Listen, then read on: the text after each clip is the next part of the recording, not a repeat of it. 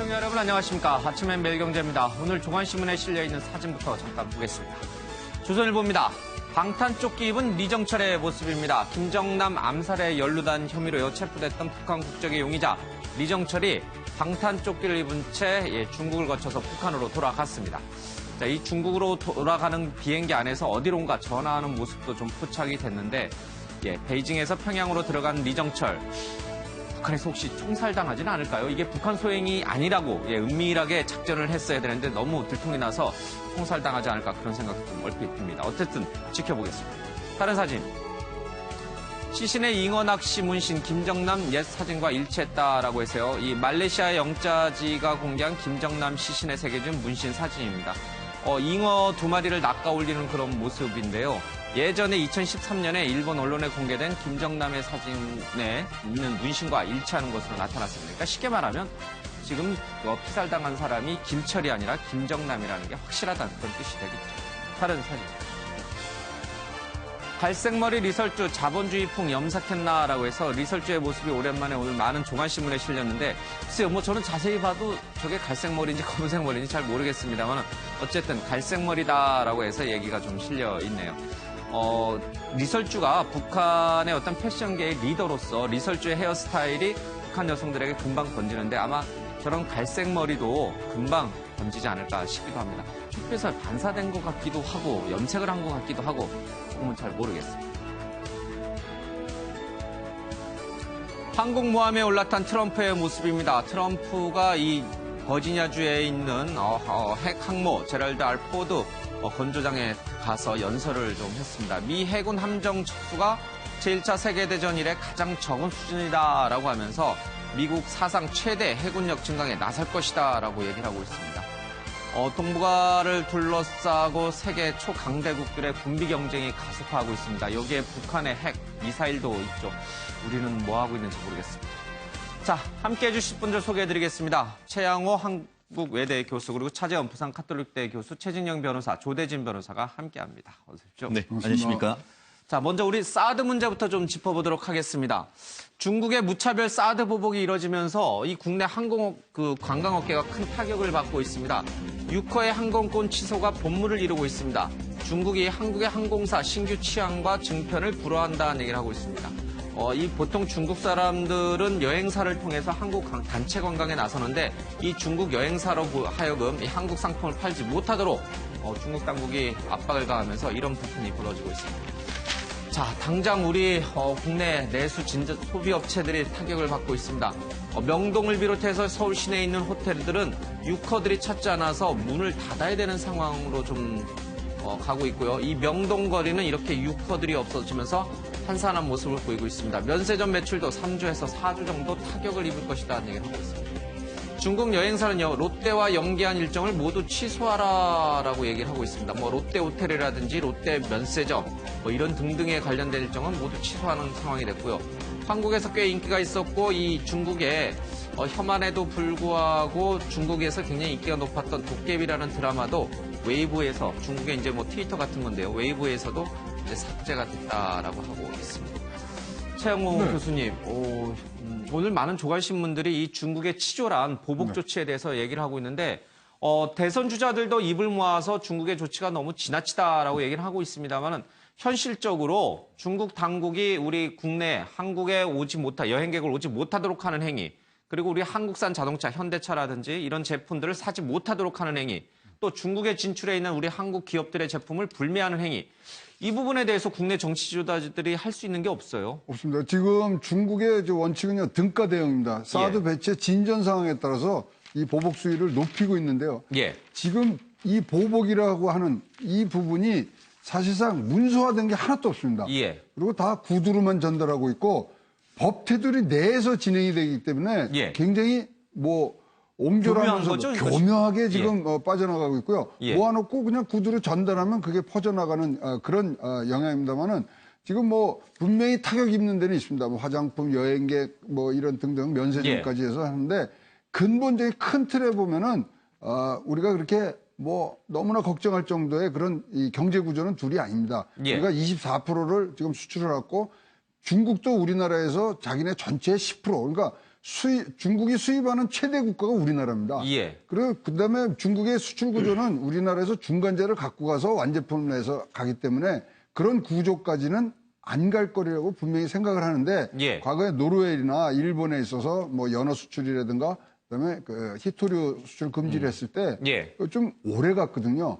그러다 보니까 좀 걱정이 되는데 사실 이거는 정치적인 면으로 좀 보시면 좋겠어요. 무슨 얘기냐면 3월 3일부터 중국의 그 큰 정치적 행사인 양회가 시작이 됐습니다. 예. 정협하고 전대인이 지금 같이 하기 때문에 시진핑 핵심이라는 칭호를 받은 시진핑의 그런 지도력. 예.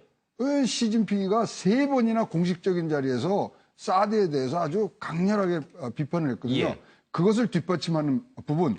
그다음에 5월 14일부터 15일까지 1대1로 그 전 세계 회의를 지금 중국에서 개최를 하는데 우리나라 예. 초청도 못 받았어요.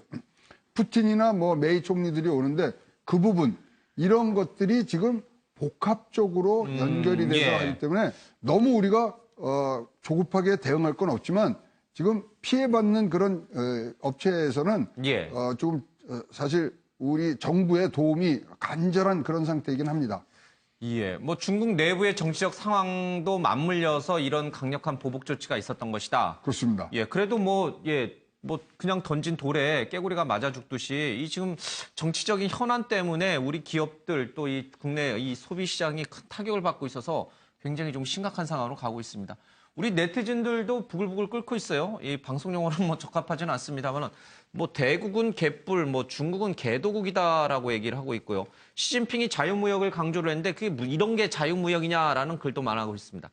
대국은 무슨 개도국 수준이 그대로 드러났다. 땅만큼은 뭐하나 속이 이리 좁은데라는 얘기를 하고 있습니다. 관광은 오히려 아주 작은 부분일 수 있다. 중국 시장이 막히면 당장 죽는 게 유통, 제조, 무역이다라는 우려도 좀 나오고 있습니다.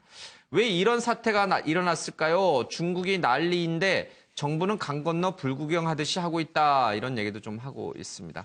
여기에 강하게 대응하지 못하면 중국의 속국이라는 걸 인정하는 꼴이 된다. 이런 얘기도 나오고 있습니다.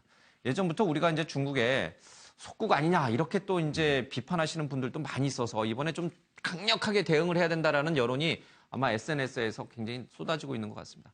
그렇지만 앞서 말했지만 경제적 의존도 또 정치적인 부분, 군사적인 부분 여러 가지를 고려했을 때 우리가 중국에 강하게 나가기에는 굉장히 참 부끄럽지만 한계가 있어요. 그럼에도 불구하고 우리는 이번에 좀 새로운 각오를 가져야 되지 않을까 예. 생각입니다. 지금 뭐 저는 사실 그 사드 배치에 대해서 상당히 비판적인 입장을 갖고 있습니다만은 예. 그럼에도 불구하고 우리나라가 주권국가지 않습니까? 예. 우리 스스로가 결정한 그 부분에 대해서 예. 지금 중국이 감나라 배나라 하면서 그 자신의 말을 듣지 않겠다고 하면서 예. 이런 식으로 경제적 보복을 취하는 것은 지금 21세기 이 지금 글로벌화된 세계에서 예. 있을 수 없는 일이라고 생각합니다. 사실 뭐 중국이 그 80년대 후반에 개혁 개방을 하면서 예. 이때 내세웠던 그 대외 정책이 도광양해지 않습니까? 예. 그러니까 이 안에서 이 그 빛이 밖으로 흘러가지 않을 정도로 아주 조심스럽게 중국이 정상 국가로 다시 태어난다는 것이었고 예. 그 뒤에 중국이 가졌던 국가 기조가 대외 정책 기조가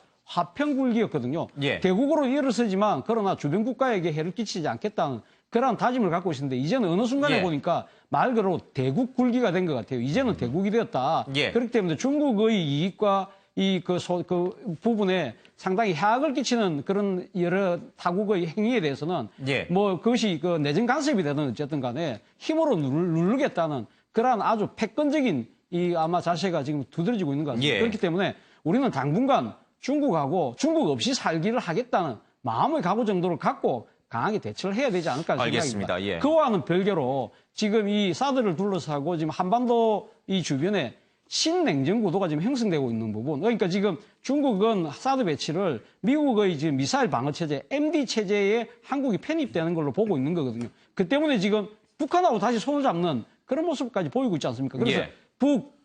북한, 중국, 러시아가 한편이 되고 그 어떻게 하다 보니까 지금 한미일이 지금 군사 협력이 예. 강화되면서 한반도를 둘러싼 군사적 긴장이 상당히 고조되는 부분들은 한국의 여러 가지 지금 현재 상황에서도 결코 좋은 부분이 아니기 그러게요. 때문에 예. 이 부분에 대해서는 외교적으로 군사 안보적으로 측면에서 진짜 적극적으로 우리가 그 이 주권 국가로서 중심을 잡고 당당하게 대처할 필요가 있다. 그런 생각입니다. 뭐 그렇게 해야 되는데 사실 지금 그 컨트롤 타워 역할을 해야 될 대통령이 지금 이제 직무 정지 상태이고 지금 탄핵 사태 때문에 온통 신경이 글로 가 있으니까 이러는 사이에 우리 주변국들은 북한은 미사일 쏘죠. 일본은 소녀상 가지고 우리를 압박하죠. 중국은 사드로 인해서 보복 조치 나서죠.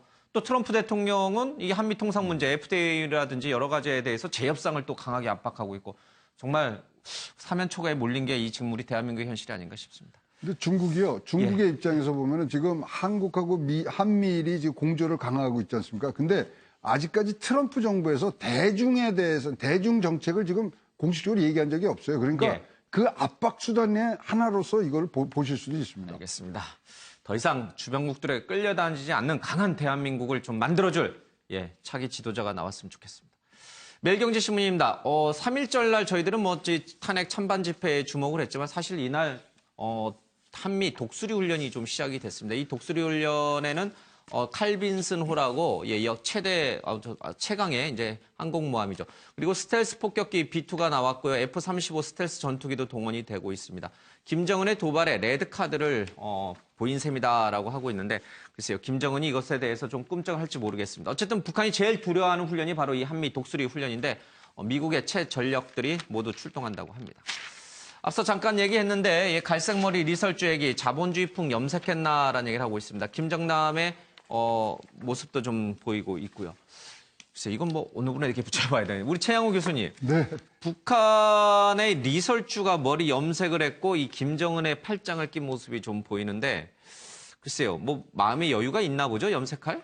이제 뭐 염색뿐만 아니라 굉장히 특이한 사진입니다. 팔짱을 낀 사진은 전혀 없었거든요. 그동안 그러면 이제 가정적인 또 이제 최근에 김정남 살인 이 사건에 대해서 이 북한 정부 내에서 고위층에서도 지금 뭐 굉장히 이제 좀 알아가는 시기가 됐다 그러지 않습니까? 그러니까 가정적인 거, 온화한 것들을 표시하는 그런 선전적인 사진으로 보여지고요.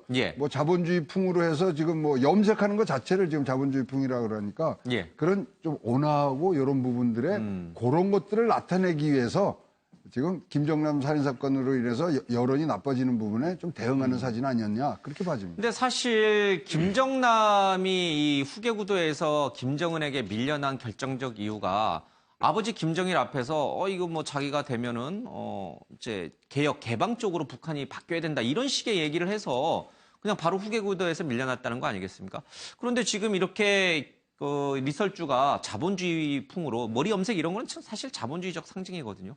그런 식으로 바뀌는 거는 김정은이 개혁 개방으로 노선을 바꿨다. 뭐 그 암시인가요? 너무 지나치게 아니, 뭐 그렇게 보기는 조금 지나친 상상이 아닌가 하는 생각인데요. 사실 뭐 그런 식으로 따지면 김정은은 그 NBA 그 농구 스타 데니스 로드맨까지 초청해서 미국식 그 자본주의가 가장 구가하는 최고의 스포츠가 미국 프로농구 아닙니까? 프로농구의 스타들을 초청해서 그 북한 인민들하고 같이 어울려서 그런 뭐 파티 겸 그런 농구 잔치도 한 걸 보면 그때 뭐 사실 그런 식으로 따지면 김정은 스스로가 자기 모습이 있는 건 사실이죠. 근데 저는 이제 자본주의풍이라는 부분이 상당히 주목될 부분이 있다는 부분이 뭐냐면 지금 사실 그러니까 북한은 사회주의 국가이지 않습니까? 뭐 물론 뭐 일탈된 사회주의이긴 합니다만 이 지금 이 경제 체제가 그 당과 그 중앙에 의해서 배급 경제 체제인데 사실상 이것이 다 무너졌다고 그래요. 지금 대북 제재에 의해서 상당히 지금 이 국가가 지금 컨트롤할 수 있는 상황이 아니다. 자, 그렇다고 한다면 북한은 어떤 식으로 하면 경제가 지금 굴러가고 있느냐.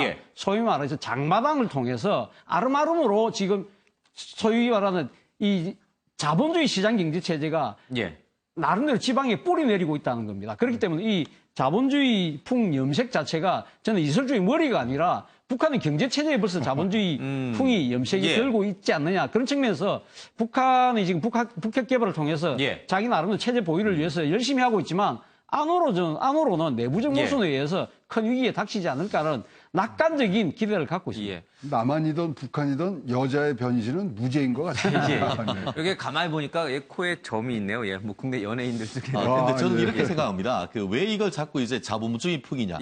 사실 우리 동양인들은 머리가 감지 않습니까? 검지 않습니까? 결국 저것은 노란 머리, 이른바 그 서구풍이 있지 않습니까? 그렇겠죠. 그렇기 때문에 저는 이것이 간단찮은 모습이 아닌가 싶습니다.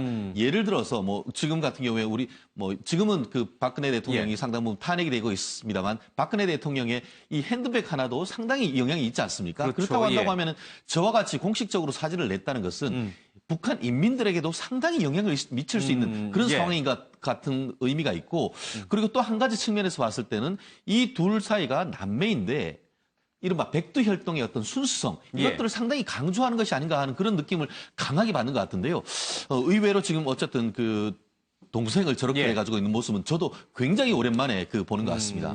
그래서 저희들이 골랐습니다. 굉장히 오랜만에 나온 모습을. 어쨌든 이 자본주의 시장 경제가 북한 사회 곳곳에 이미 침투해 있다고 한다면 그 자본주의 시장 경제는 사실 민주주의 개혁 개방과 같이 올 수밖에 없거든요. 언젠가는 그 뚝이 무너질 겁니다. 아무리 김정은이 김정남을 암살하고 막는다 해도 그 뚝이 곧 무너질 것 같습니다. 이 대목에서 우리는 무너졌을 때, 북한이 시스템이 무너졌을 때 어떻게 우리는 또 그것을 흡수해야 되는지 그것도 한번 고민해 봐야 될 것 같습니다. 고민거리가 너무 많습니다. 중국 사드부터 해가지고 머리 아픈 한국의 현실입니다. 자, 조선일보 기사 보겠습니다. 박영수 특검 우병우 영장 재청구하면 100% 구속된다라고 해서요. 특검팀이 해체가 되면서 기자들과 오찬 간담회를 가져서 이것저것 많은 얘기들을 해놨습니다. 특히 우병우 전 수석과 관련해서는 영장을 재청구하면 100% 구속이 될 것이다라고 했는데 예를 들어서 세월호 수사 압력 부분은 수사할 수가 없었지만 솔직한 얘기로 압력이 인정된다라고 얘기했고요. 정강의 자금도 들어가 보면 자금 출처를 우수석이 설명할 수 없는 부분이 있다. 그렇고 개인 변호사 활동 과정에서도 굉장히 고액의 사건을 수임한 것으로 좀 확인이 되고 있어서 그 부분도 좀 설명해야 되는데 설명하지 못한다는 얘기를 하고 있습니다. 그리고 이 영장 100% 발부와 관련해서 핵심적으로 되는 것이 바로 문체부 국가장 5명의 자천 인사에 우병우 전 수석이 개입한 것인데요. 당초에는 6명이었는데 차은택 전 창조경제단장이 1명을 빼달라고 하면서 5명으로 줄었다고 합니다. 이 자천 인사 명단은 최순실 씨가 윤전추 행정관에게 줘서 전달이 됐고 우병우 전 수석은 인사 요인을 원인, 경위라도 알려달라라는 김종덕 장관의 말에 그냥 하세요라고 하면서 권한 남용, 월권 행위를 한 것 아니냐라는 이제 지적이 나왔습니다. 아마 이 대목이 이 지금 박영수 특검 입장에서 봤을 때는 영장 재청구하면 100% 발부될 것이다. 이렇게 확신하는 근거가 되는 것 같아요. 그러니까 이제 조사를 하다 보니까 직권남용에 관련된 부분들을 지금 특검의 대상 아니었습니까? 근데 이제 그런 부분에 관련된 직접적인 증거는 청와대에 압수수색을 하지 못했기 때문에 직접적인 증거를 찾지를 못했지만 수사라는 과정에서 보니까 특검의 대상은 아닌 세월호에 관련된 그 7시간에 관련된 압력 부분이라든지 그리고 개인 비리에 관련된 부분은 대상은 아니지만 오히려 증거들이 되게 많다. 그렇기 때문에 만약에 이제 외형적으로 특검이 그런 결과물을 보여주기 위해서 이런 그 직접적인 증거가 안 나오는 그 직권남용을 가지고 불구속 기소를 할 수도 있었지만 그게 아니라 오히려 더 실체적 진실을 밝히기 위해서는 검찰에 넘기고 검찰이 구속영장을 재청구를 하면 그 일반 검찰에는 그 수사에 제한이 없지 않습니까? 그러니까 그런 부분을 가지고 조사를 하면 충분히 구속영장이 나올 것으로 믿는다라고 할 정도로 그런 관련된 개인 비리나 세월호에 관련된 압력에 관련된 부분에 증거가 많다라는 그 부분으로도 해석이 됩니다. 그런데요, 우병우 전 수석 결코 만만치가 않습니다. 이 이제 특검에서 조사를 받았던 정황도 언론에 오늘 보도가 됐는데 만 20세의 차석으로 소년 등과를 한 우병우 전 수석. 그의 두뇌는 특검 수사를 받으면서도 빚을 발했다라고 하고 있습니다. 지난 18일 오전 10시에 특검에 출석해서 밤 11시 40분까지 13시간 동안 조사를 받았는데 우 전 수석이 나온 시각은 다음날 오전 새벽 4시 45분이었습니다. 그렇다면 이 5시간 동안 뭘 하고 있었는가?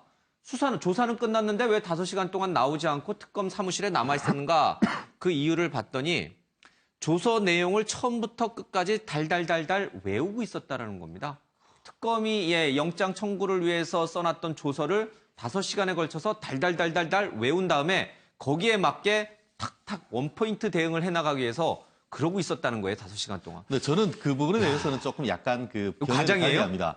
우리가 조사를 14시간 받는다고 하면은 그 14시간 받는 동안 답변을 하는 과정에 본인이 생각하기 때문에 그 내용은 달달 안 외워도 머릿속에 달달 다 들어가 있습니다. 제가 봤을 때는 그렇다고 보이는 것 같은데요. 그만큼 꼼꼼하게 그 읽어보고 그거에 대해서 뭐 이의 제기할 것 같으면 이렇게 쓰고 예. 지우고 하는 그와 같은 과정이 아마 상당 시간이 걸렸을지 않을까 하는 그런 생각이 드는 예. 것 같은데요. 그 우병우 수석 같은 경우에는 이 부분에 대해서는 좀 이 기사의 신빙성이 좀 떨어집니까? 완전히 떨어진다고는 할 수는 없습니다. 예. 그렇지만 실제로 한 5시간까지 있었는지에 대해서는 상당히 의문입니다만 그와 같이 열심히 어떤 본인이 나중에 대응하기 위해서 예. 나름대로 메모하거나 아니면 외웠다는 것 자체에 대해서는 정말 그 치밀한 사람이다라고 얘기 보입니다만 예. 그렇게 하지 않는다 하더라도 일반적으로 한 그 정도의 조사를 받는다라고 한다고 하면은 그 질문에 대해서 다 머릿속에 아주 강하게 들어갈 수밖에 없습니다. 그리고 한 가지 말씀드리고 싶은 것은 우병우 영장 재청구하면 100% 구속이라는 말은 그럼 왜 재청구 안 했죠? 결국 이 말은 뭐냐 하면은 예. 이 결국은 새로 받는 이 검찰이 100% 영장을 청구해 달라라는 그런 강력한 메시지를 보냈다라고 저는 예. 그렇게 얘기를 합니다. 그렇기 때문에 이런 부분에 있어서는 좀 아쉬움도 있고 결국 특검에서 반드시 영장을 청구를 해 달라라는 그런 어떤 예. 정치적 메시지로도 읽히지 않을까 싶습니다. 알겠습니다. 저도 100% 그러니까 지금 재청구하면 될 거다. 그 자체는 재청구를 하라는 뜻이 아니라 재청구 안 하면 검찰이 좀 뭐라 할까요? 특검보다 능력도 모자라고 예. 또 소위 말해 검찰의 불신을 스스로 자초하는 것이 아니냐. 검찰을 그런 오히려 이제 식으로. 압박하는 네, 그렇죠. 멘트군요. 검찰에게 예. 폭탄을 떠넘긴 거죠. 예. 그러니까 지금 어떻게 보면 일종의 대목받기라고 할까요? 예. 뭐 그런 그 생각이 드는데. 저 정도까지 얘기했는데 검찰이 재청구 안 하면 지금 또 감싸기다, 또 또 이런 감싸기다 얘기 이렇게 나오겠죠. 되니까 예. 검찰에 대한 상당한 압박을 지금 특검이 그렇겠군요. 지금 준 거라고 마찬가지인데요. 근데 예. 저는 제가 지금 전문가가 아니라서요. 두 분의 전문가한테 물어보고 싶은 게 지금 아까 우리 앵커께서 읽으신 부분에 보면 5시간 달달 외우고 그리고 검찰 내에서 끝나고 난 뒤에 자신과 같이 일했던 검찰 수사관과 검사를 찾아가서 자필 그 진술서를 예. 받았다고 그러거든요. 이거는 또 어떻게 보면 우병우 수석이 전 수석이 피의자로 들어가서 끝나고 난 뒤에 자신하고 근무했던 검사와 검찰 수사관을 찾아가서 자필 진술서를 받았다. 이 부분을 어떻게 해석해야 되나요? 이거는 이런 청와대에서 그러니까 청와대 민정수석실에서 근무했던 그 자신의 동료 내지는 후배들을 찾아가서 이 민정수석이 직권남용이 아니라 정상적 알겠습니다. 범위 내에서 제가 좀 이제 착각을 했네요. 예. 그래서 저한테 그게 좀 물어보셔도 이해가 안 설명해 돼가지고. 어쨌든 뭐 이 기사 내용에 보면은 5시간 동안 조서를 달달달달 외운 뒤 청와대에서 같이 근무했던 사람들을 찾아가서 내가 정상적으로 민정수석으로서의 일을 한 것이지 내가 월권한 게 아니다라는 그래서 실제로 이분들이 법원에다가 이렇게 썼어요. 그렇죠? 예. 그 변호를 직권남용이 해보면요, 아니라고? 일반 당사자, 그러니까 조서를 다 제 조사가 끝난 뒤에 조서에 관련된 부분이 자신의 진술과 맞게 되어 있는지 확인하는 시간이 있습니다. 예. 근데 그게 아무리 장시간이라고 하더라도 일반인 당사자나 일반인 사인 같은 경우에는 그렇게 시간이 오래 걸리지 않는데요. 예. 그런 확인하는 시간이 오래 걸리는 두 부류가 하나는 수사기관에 있었던 사람이라든지 아니면 법조인 같은 경우에는 관련해서 조사를 받게 되면 자기가 진술한 부분에 관련된 부분을 되게 꼼꼼하게 확인을 합니다. 예. 근데 어쨌든 보면 우병우 수석 같은 경우는 본인이 이 관련된 검찰의 수재이고 관련된 특수통이기 때문에 본인에 관련된 진술이 나중에 재판에 갔을 때 어떻게 활용될 것이란 걸 정확히 알고 예. 그 질문에 있어서 검찰의 질문이 어떤 취지인지를 파악을 해서 그거를 탄핵할 수 있는 당사자들의 그 같이 근무한 사람들의 진술서가 필요했던 것 같습니다. 그래서 그 진술을 최대한 자세하게 진술서에 담기 위해서 검찰의 그 의도, 그러니까 질문 의도라든지 취조, 신문 의도를 좀 파악하기 위해서 정확히 그 문제를 외워갔던 것 같습니다. 실질적으로는 하면은 옆에 그 변호사들이 다 배석합니다. 그렇다고 예. 하면 질문을 할 때 우리가 뭐 다 녹음하거나 그러지는 못하지만 예. 실제로 이제 중요한 가장 핵심적인 부분에 대해서는 변호인들이 다 그 메모를 합니다. 그 취지를 메모를 합니다. 그렇기 때문에 예. 제가 봤을 때는 5시간 동안 해서 달달 외웠다. 이것은 조금 약간 과장이 조금 열심히 했다는 취지인 것이 조금 과장이 있지 않나 싶습니다. 알겠습니다. 어쨌든 우병우 전 수석은 뭐 머리가 좋은 만큼 꽤나 주도 면밀하게 아마 자신과 관련된 재판의 준비를 하고 있는 것 같습니다. 여기를 보면요 좀 하나 하겠습니다. 박영수 특검이 과거에 우병우 전 수석을 밑에 데리고 일을 했던 모양이 있습니다. 이제 부장검사 때 30명 가까이 사망한 방화 사건을 맡아서 우병우 검사를 데리고 수사했는데 일은 참 잘해, 하면서 일은 굉장히 잘하는데 점점점이 찍혀 있습니다. 무슨 의미일까요? 일은 잘하는데 도덕적으로 문제가 있다, 뭐 이런 뜻일까요? 예. 그 밑으로 좀 더 가보겠습니다. 검사 출신이 아닌 법원 영장 전담 판사 출신 변호사 2명을 선임하게 됐는데 특검을 직접 상대하는 것은 자신이 맡고 법원의 구속영장 실질 심사는 법리 논쟁을 벌이는 데 뛰어난 영장 전담 판사 출신 변호사들을 투입했다라고 나오고 있습니다. 그러면서 기각을 이제 이끌어낸 거죠. 실질적으로 이 영장 전담했던 분이 제 그 선배기도 하고 그 개인적으로 후문도 듣고 했는데요. 영장을 청구하고 기각된 다음에 제가 한번 전화를 했더니만 전화를 안 받더라고요. 나중에 얘기를 봤더니만 그 영장 청구 있기 전 3일 동안 거의 밤을 새워가지고 조사를 했다고 그 준비를 했다고 합니다. 그러고 나서 기각하는 걸 보고 그냥 뻔해서 잤다 이렇게 할 정도로 우병우 수석뿐만 아니고 이미 서울중앙지방법원에서 영장 전담을 했던 분이기 때문에 이 영장 기준을 누구보다 잘 아는 사람을 투입을 해서 결국 영장을 기각을 받았단 말이에요. 근데 또 한 가지 흥미로운 것은 법원의 건은 그런데 본인이 어떤 특수사를 잘 알기 때문에 그 검찰에서는 자기가 했다. 상당 부분 신빙성이 있긴 합니다만 저기서 우리가 그 훈수 두는 거하고 우리가 직접 두는 거하고 굉장히 다르거든요. 그렇기 때문에 아마 그 두 분이 상당 부분 옆에서 영향을 미쳤을 가능성이 높지 않을까 싶습니다. 어쨌든 이렇게 호락호락한 사람이 절대 아니라는 것을 우리는 이제 이 기사를 통해서 이런 얘기 들으니까요. 진짜 주도 면밀하고 참 논리적인 이런 분이신데 저런 비상한 머리와 그런 강직한 일처리 이런 것들을 국익을 위해서 진짜 썼으면 얼마나 크게 우리가 쓸 자산인데 저렇게 이제 어떤 잘못된 그런 지시와 이런 것들이 있었겠습니다만 그런 부분들이 이런 얘기를 들으니까 정말 안타깝네요. 자, 이제 특검 수사가 종료가 됐는데 수사 기간 동안 대부분의 검사들이 술을 거의 입에 대지 않았다고 합니다. 그런데 잠시 금주령을 풀 때가 있었는데 자신이 담당했던 피의자의 구속영장 실질 심사가 끝난 뒤에 영장 발부될 때까지는 술을 마시면서 시간을 보냈다라고 하고 있습니다. 온 국민이 초미의 관심을 기울이는 가운데 수사 성적표를 받아야 하는 스트레스를 견디기 위해서였다라고 얘기를 하고 있습니다. 실제로 좀 스트레스가 있긴 있었겠죠. 수사 검사들 입장에서 보면은. 네, 그렇죠. 보통 이제 그런 수사를 하고 관련해서 이제 결과를 받아야 되는 입장에서는 엄청 업무적인 스트레스가 있습니다. 그리고 이게 이 사건과 관련해서 어쨌든 국민의 관심사가 집중된 사건이기 때문에 지인들하고 편하게 이걸 털어놓을 수 있는 상황도 아니고요. 그렇기 때문에 이제 본인이 삼켜야 되는데 어쨌든 그런 부분들 때문에 또 술을 먹거나 이런 회식을 갖게 되면 또 이제 수사에 영향을 줄 수 있기 때문에 이런 금주령이 내려져 있었는데요. 그럼에도 불구하고 어떻게 보면 제일 하이라이트인 구속영장 실질심사에 관련된 부분의 결과가 나올 때만큼은 그래도 마음을 조금 다스리고 이런 좀 긴장을 풀고 좀 스트레스를 좀 낮추라는 취지에서 이렇게 술을 좀 마시면서 이렇게 좀 결과를 기다렸던 것으로 보입니다. 알겠습니다. 자, 이제 또 밑에 내려오니까 최순실 씨가 이 언론사 취재진 앞에서 자유민주주의는 특검이 아닙니다. 너무 억울해요. 라고 이제 강하게 외쳤죠. 그리고 여기에서 일했던 청소부 한 분이 이제 연병하네라는 발언을 해서 굉장히 화제가 됐던 것들이 좀 있습니다. 직접 들어보겠습니다.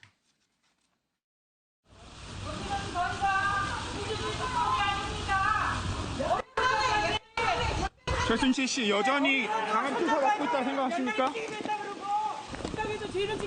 최순실 씨 여전히 강한 특검이 아닙니다. 그리고 박 대통령하고 모든 공동체임을 밝히라고 사대를 강요하고 있어요. 이거는 너무 억울해요. 우리 애기까지 다 어리선장까지 그렇게 하는 거는. 비선 스스로 뽑히셨는데 지금 심정에 대해 한 말씀 부탁드립니다. 한 말씀 하시죠. 박근혜 대통령과 무슨 관계십니까? 국민이 누구는 한 말씀 하라고. 이렇게 하면 아무 말도 안 할 겁니까? 국민 여러분께 한 말씀 해주세요. 뭐라고요? 죄송하다고요. 여기 누르고 있어.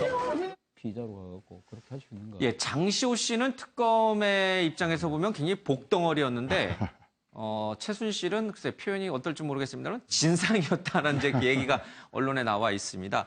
박영수 특검 얘기인데요. 최순실 씨를 수사하면서 느낀 소회를 털어놨는데 최순실은 박근혜 대통령과 너무 가까웠다고 해야 할까? 아버지 때부터 그렇게 인연을 갖고 도와주고 하면이라면서 대통령 주변에 사람이 많지 않은 것 같다. 그랬다면 인사농단들은 없지 않았을까 싶다라는 얘기를 좀 하고 있습니다. 대통령과 최순실에 사용했다는 차명폰 관련해서는 이규철 특검보가 이런 얘기를 했습니다. 근거가 확실하다. 발신지를 찍어보면 밤이나 낮이나 위치가 다 청와대 관저로 나온다. 대통령이 외국 순방 갈 때는 쓰지 않았다는 얘기를 하고 있습니다. 차재원 교수님, 예. 최순실이 특검의 조사에서 굉장히 불성실했다라는 거는 그동안 이제 저희들이 여러 번 그렇죠. 언론 보도를 예, 통해서 예. 접했는데 처음에 안서 잠깐 화면에서 봤습니다만 처음에 국내에 들어와서 검찰에 출두만 하더라도 죽을 죄를 죽을 죄를 졌습니다라고 하면서 머리를 조아렸잖아요. 용서해달라고. 그런데 특검에 가서는 고개를 다시 빳빳하게 들면서 다 모든 것을 부인하기 시작을 했어요. 네. 박영수 특검도 어찌됐든 굉장히 죄송한 마음, 사과하는 마음으로 수사에 임했으면 좋았을 텐데라고 이제 뒤끝을 좀 흐렸어요. 최순실이 왜 이렇게 입장이 돌변을 했을까요? 사실은 그 최순실 씨가 독일에서 한국으로 들어올 때도 지금 예. 특검이 수사 결과에 의하면 박근혜 대통령하고 차명폰을 통해서 통화를 했고 예. 그때 박근혜 대통령이 들어오라고 했다는 거 아닙니까? 그렇기 때문에 아마 최순실 씨 입장에서는 자신이 검찰에 출두하고 예. 이런 상황 정리가 어느 정도 박근혜 대통령 손에서 좀 그 제대로 이 수습이 되지 않을까라는 그런 아마 기대를 갖고 있었던 것 같아요. 그렇기 때문에 첫 출두할 때는 국민들에게 상당히 그 고개를 숙이면서 일종의 로키 전략으로 갔던 반면에 그러나 실질적으로 진행되는 수사 상황 자체가 자신의 예상과는 정반대로 지금 그 진행이 되면서 자신에게 모든 혐의가 지금 예. 주어지는 상황에서 이런 식으로 로키로 가서는 안 되겠다. 이러다가는 내가 진짜 온박 죽겠다. 다 뒤집어 쓴다는 예. 생각을 하면서 아마 이런 식으로 그러니까 전면 부인으로 나서야 되겠다는 생각을 했던 것 같고요. 또 하나는 자신이 지금 이제 혐의를 인정하게 된다고 한다면 예. 박근혜 대통령께서 그동안 검찰 수사나 특검 이 수사에 다 거부하면서 뭐라고 했습니까? 억지로 엮는다고 이야기했지 않습니까? 예. 그러한 부분들에 대해서 대통령의 그 부인 전략과 일종의 맥을 맞추려는 그러한 아마 심리도 작용하지 않았을까 하는 생각입니다. 그러면 이 부분과 관련해서는 아까 그 박영수 특검이 이 사건을 이렇게 얘기를 했습니다. 최순실이 박근혜 대통령을 팔아서 이익을 챙긴 부분. 예, 그리고 그렇게 또 얘기를 했어요. 그 삼성의 어떤 정경유착을 이용한 것이다. 이렇게 예. 이용한 것이다 했는데 앞에 잘 보면은 최순실이 박근혜를 팔아서 얘기했다. 이 부분 같은 경우에는 상당 부분 한번 우리가 생각해 볼 필요가 있는 것 같습니다. 예. 실제로 본인 같은 경우에는 결국 한국으로 들어왔을 때 박근혜 대통령이 들어오라고 해서 사실 들어온 거 아닙니까? 결국 밝혀진 게. 예. 그런데 박근혜 대통령이 들어오라고 해놓고 그다음부터는 최순실 씨가 전화를 해도 박근혜 대통령이 안 받으니까 또 결국 자기 언니를 통해서 연락을 하고 있다는 그런 후문이 있는데 결국 한국에 들어왔을 때는 박근혜 대통령한테 미안하다 이런 얘기를 했는데 지금 조사를 받다 보니까 지금 적어도 본인 생각에는 본인이 하지 아니한 본인이 실질적으로 계획을 했다기보다는 오히려 고영태나 이런 사람들한테 쏘가서 했는데 모든 것을 나한테 뒤집어 씌운다. 이와 같은 그런 본인의 생각을 지금 계속 얘기를 하고 있는데 예. 결국 그러한 점에 있어서 그 특검이 굉장히 일을 잘했는 건 저도 다른 언론에서 한 90점 정도 제가 점수를 주고 있습니다만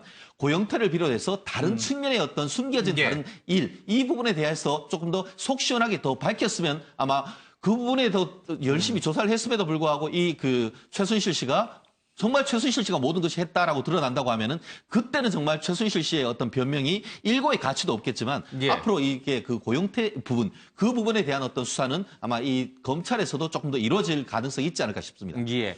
고영태의 녹취 파일도 공개가 돼서 이것이 고영태의 기획폭로 아니겠느냐. 이 사건의 발단은 고영태의 기획폭로에서 시작된 것이다라는 주장도 지금 탄핵에 반대하시는 분들 사이에서는 꽤나 이제 설득력 있게 좀 번지고 있어요. 예, 그 부분에 대해서 글쎄요, 헌재가 이런저런 상황까지도 다 참작을 해서 아마 이제 조만간 판결을 내리겠습니다만 좀 지켜봐야 될 것 같습니다. 자, 얘기를 조금 더 이어가도록 하죠. 이 특검 수사 이 뒷얘기들이 너무 많이 쏟아지고 있는데 이재용 삼성 부회장에 대한 얘기도 좀 있어요. 밤샘 조사에서도 잘 버텼다. 짜장면을 시켜준 것도 잘 먹더라라는 얘기를 좀 하고 있습니다. 이재용 부회장에 대해서 처음에 영장이 기각됐을 때 수사팀이 격앙돼서 아예 오전에 기소를 해버리자 이런 얘기까지도 나왔다고 합니다. 그래서 수사팀을 잘 달래서 보강 수사를 했는데 뜻하지 않게 안종범 수석의 수첩 39건이 새롭게 나왔고요. 그러면서 이재용 부회장에 대해서 보강을 통해서 영장을 청구할 수 있었다라는 뒷얘기를 하고 있습니다. 1차 영장 때 구속됐으면 큰일 날 뻔했다. 그냥 그대로 갔다면 무죄 나올 뻔했다고 한다고 말을 했는데 이 부분은 한번 좀 생각해 봐야겠어요. 그러니까 1차로 영장을 청구했을 때 만약에 영장이 발부돼서 이재용 부회장이 구속이 됐어요. 그리고 재판에 가면은 지는 거죠. 무죄 나올 뻔했다라는 얘기가 특검 수사했던 사람 입에서 나와요. 박영수 특검의 표현을 빌리자면 예. 천운이 하늘이 도와서 안종범 수첩에서 그 증거들이 나왔다. 그런 말씀을 하시는 걸 봤을 때는 좀 부족했던 부분이 있었던 것 같아요. 근데 그렇다면 이때 부족한 줄 알면서도 영장을 청구했다는 뜻이 되잖아요. 뭐 다른 걸로 다 될 줄 알았고요. 또 한 예. 번은 뭐 치고 받고 하면서 진짜 법원에서 판단 한번 받아본 거죠. 예. 근데 마침 거기서 이 기각한 사유에 대해서 철저하게 이쪽에서 이 증거를 갖다 댈 수 있는 그런 이 소위 말하는 운때가 맞은 예. 그런 이 모양으로 좀 갔기 때문에 뭐 저 큰 이 사실 전환점이 됐잖아요. 예, 특검 예. 수사에. 그리고 예. 아주 뭐 이 최대의 성공적인 그런 수사 결과가 나왔기 때문에 뭐 그런 이제 운도 따르고 노력을 예. 많이 하셨겠죠. 여기저기. 그런 예. 것들이 합쳐져서 된 것 같습니다. 근데 저는 예. 1차 영장 청구가 그러니까 쉽게 말하면 부실하게 청구됐다는 거를 특검 스스로가 인정한 거잖아요. 저는 그렇게 생각을 안 하는데요. 예. 영장을 청구할 때 모든 법적 판단이 그렇게 설명을 해버리면 특검이 무리한 수사를 삼성에게 했다 이렇게 그러니까요. 돼버리는데 예. 그게 아니라 어느 정도 본인들이 입증하기 모든 영장 청구를 할 땐 지금 드러난 증거를 갖고 하는 겁니다. 그리고 영장을 청구를 했고 나중에 관련돼서 이제 관련된 공소유지를 하면서 이게 입증해 나가는데 예. 그 증거뿐만이 아니라 나중에 보니까 더 확실한 증거들이 있었으니 그때 증거를 해서 구속을 했다면 우리가 더 중요한 증거를 찾지 않고 안이하게 있을 뻔했다라는 취지지 우리가 무리한 수사를 했다 그렇게 해석을 해서는 될 것 같지는 않습니다. 알겠습니다. 아마 그때 뭐라고 했냐면은 예. 증거가 차고도 넘친다고 했습니다. 예. 그렇게 하면서 영장 청구를 했었습니다. 제가 기억을 굉장히 똑똑하게 하고 뚜렷하게 하고 있는 것 같은데요.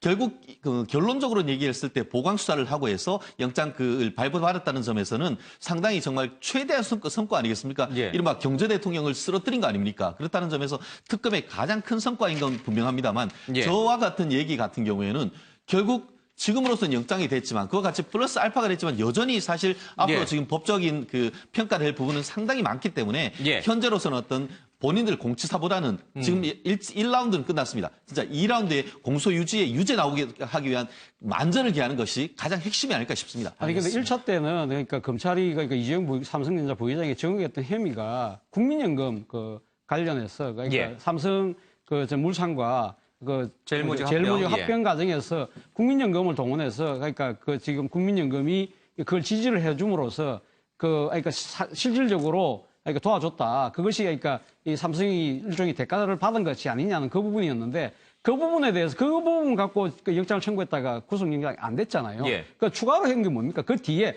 합병이 다 되고 난 뒤에 삼성물산이 갖고 있는 삼성전자 지분 그 파는 부분 이 지금 그 뒤에 그 지주회사를 만드는 과정에서 공정거래위가 예. 어떻게 작용하는 그 부분을 추가적으로 했다는 거 아닙니까? 그것이 받아들여졌다는 거죠. 그러니까 만약에 1차 때 구속영장이 떨어졌다고 한다면 그 뒤에 부분에도 추가적인 수사를 제대로 못하고 딴 데 그냥 신경이 갔다고 한다면 예. 우리가 소홀히 해가지고 본 법정에 재판에 가서는, 가고 예. 상당히 더 추가적인 여러 가지 그 증거 보완 자료들이 있는데 소홀히 했을 가능성이 크다. 그 이야기를 아마 하고 있는 알겠습니다. 예. 어쨌든 이 결정적 계기가 됐던 건 안종범 수석의 39건의 새로 그렇죠. 그 발견된 수첩에 수첩에서 공정이익건이 나왔거든요. 예.